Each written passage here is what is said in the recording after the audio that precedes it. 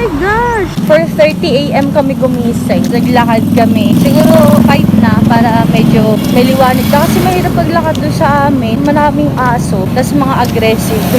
Ngayon, 5:30 AM na. 5:45.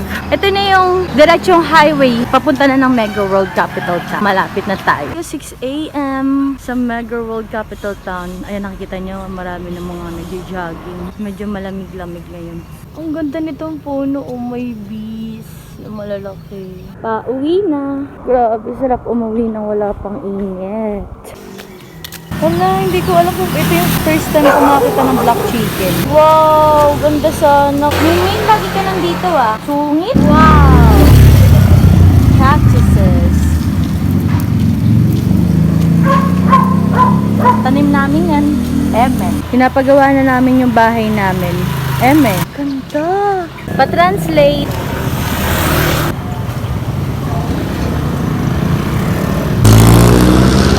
Grabe. Bili ulit tayo ng giniling.